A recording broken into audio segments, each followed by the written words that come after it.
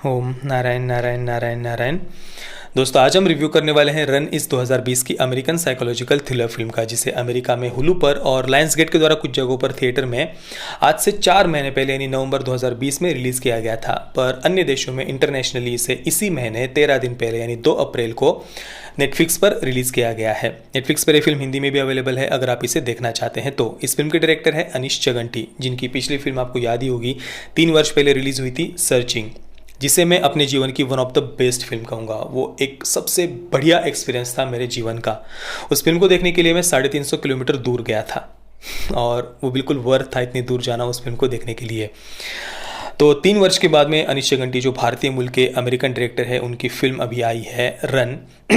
इन दोनों ही फिल्मों में कुछ सिमिलरिटीज़ है, जैसे कि दोनों ही फिल्में साइकोलॉजिकल थ्रिलर है और ऑब्वियसली दोनों ही फिल्मों के डायरेक्टर अनीश चगंटी है और वही इन दोनों ही फिल्मों के को राइटर भी है। और साथ में ही उनके साथ में सेव ओहानियन, इन दोनों ही फिल्मों के को प्रोड्यूसर और को राइटर है अनीश चगंटी के साथ में।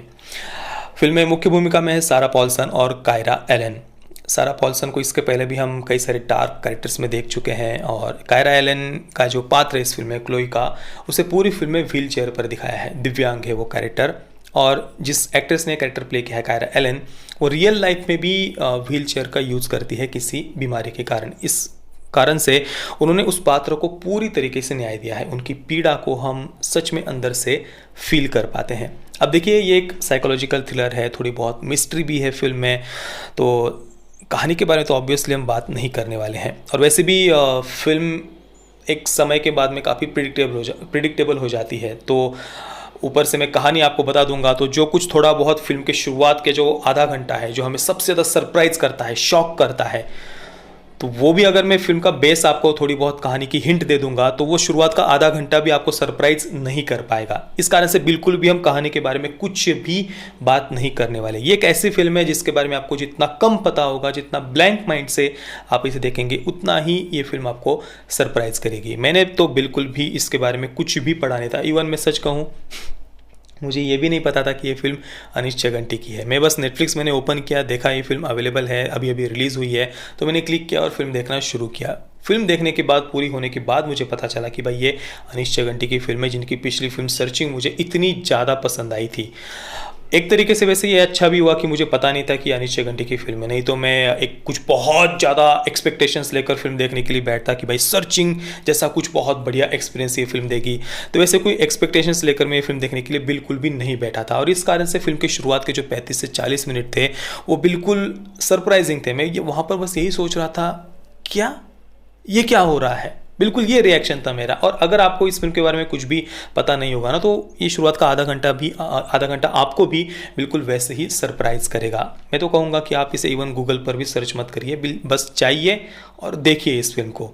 भले ही आधे घंटे के बाद में या 35 से 40 मिनट के बाद में फिल्म काफ़ी प्रिडिक्टेबल हो जाती है। उसके बाद आगे क्या होगा ये गेस करना बिल्कुल भी कुछ कठिन नहीं है, पर फिर भी फिल्म हमें डिसअपॉइंट तो बिल्कुल भी नहीं करती है। हालांकि शुरुआत के आधे घंटे में हम ये अंदर से एक्सपेक्ट कर रहे होते हैं कि भाई आगे जाकर ये फिल्म हमें कुछ बहुत बड़ा सरप्राइज ये फिल्म हमें देगी, कुछ बिल्कुल एज ऑफ द सीट, सांसें थाम देने वाला एक्सपीरियंस हमें मिलेगा, और वैसा कुछ होता नहीं है। आधे घंटे के बाद में फिल्म काफ़ी प्रिडिक्टेबल हो जाती है। हालांकि अगर इस फिल्म के ये जो 2 लीड कैरेक्टर्स है, ज़्यादा कोई कैरेक्टर्स नहीं है फिल्म में, बस 2 ही मेन लीड कैरेक्टर्स है, क्लोई और उसकी माँ। तो ये जो 2 कैरेक्टर्स है उनकी कुछ फ्लैशबैक स्टोरी, बैक स्टोरी अगर हमें दिखाई जाती है सेकंड और थर्ड एक्ट में, तो फिल्म एंडिंग तक एंगेजिंग बनी रहती। खास तौर पर जो माँ का कैरेक्टर है, क्लोई की माँ का कैरेक्टर सारा पॉल्सन का, उसकी कोई फ्लैशबैक स्टोरी या वो ऐसे क्यों बन गई है, अब ज़्यादा मैं आपको कुछ बताऊंगा नहीं स्पॉयलर्स, पर उसके बारे में अगर कुछ भी हमें थोड़ी सी फ्लैशबैक स्टोरी उसके बारे में जानने को मिलती तो एक स्ट्रॉन्ग रीज़न भी हमें मिलता कि वो ऐसा क्यों कर रही है, और एक कहानी भी एंगेजिंग बन जाती सेकंड और थर्ड एक्ट में, पर वैसा नहीं था। तो इस कारण से थोड़ी सी फिल्म हमें, क्या कहूँ, निराश करती है ऐसा तो नहीं कहूँगा, पर हम और एक्सपेक्ट करते हैं, हम और देखना चाहते हैं इन कैरेक्टर्स के बारे में। तो हाँ, थोड़ी सी फिल्म और बड़ी हो सकती थी। केवल 1 घंटे और 29 मिनट की फिल्म है, उसमें भी स्टार्ट और एंड क्रेडिट्स को अगर हम छोड़ दें तो 1 घंटे और 25 मिनट के लगभग की ही केवल ये फिल्म है। तो थोड़ी सी फिल्म और बड़ी होनी चाहिए थी।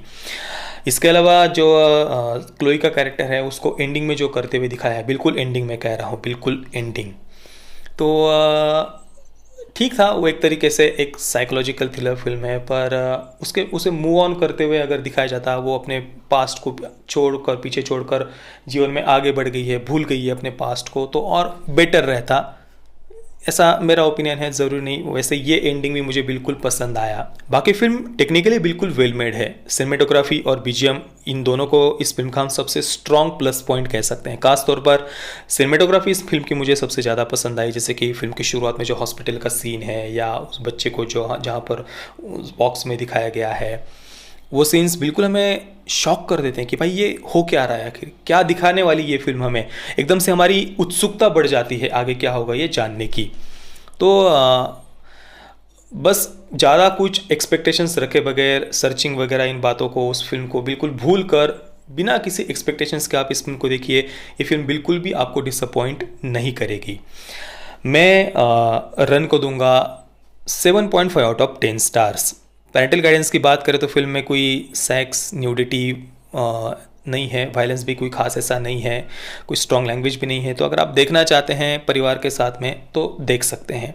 बाकी आपने अगर इस फिल्म को देखा है तो आपका एक्सपीरियंस कैसा रहा, मुझे आप नीचे कमेंट में ज़रूर बताइए। जय श्री राम, वंदे मातरम।